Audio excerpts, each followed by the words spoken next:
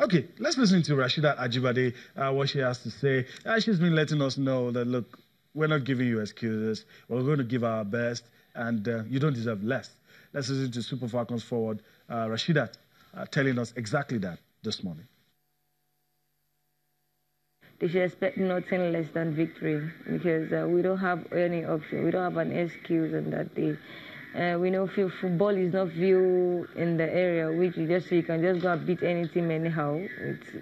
That was then when you could just emulate any team when you get to the tournament. But these days, all teams are all prepared. Every team that qualified for the championship for these competitions are all eligible to be in the finals and take the trophy home. So, and everybody's also looking up to getting the trophy back to their country. But we don't have excuse, because we are known to be champions, and we just have to make sure we defend our title. And I know, with the grace of God and with all human effort which we put together, we'll make sure we qualify for the World Cup, because I guess it is the team target and the nation's target as well, and also trying to retain our championship too. All right, well said. Nothing to add, really. Yeah, I'm so impressed. You know, remember Rashidat from the Lagos team at the National Sports Festival and all of that, and she has really progressed. She's done very well for herself, and like she said, no excuses, no excuses. All right, so no excuses in that one. So hopefully they'll cross the line against Equatorial Guinea. Let's also listen to someone, a key figure when it comes to women's football in Nigeria, Aisha Falode, telling us something a lot of people don't want to hear, but it appears to be the truth. So let's listen to Aisha Falode this morning, trying to make us be moderate in our expectations. In Namibia, it was really obvious to us that the gap was closing, and it was closing quick against Nigeria.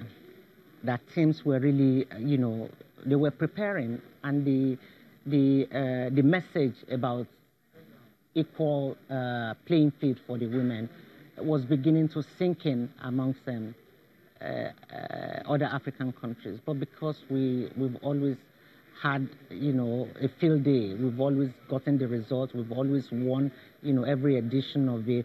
So we didn't feel like we were getting quality opposition. But in the last 6 years, the gap has closed.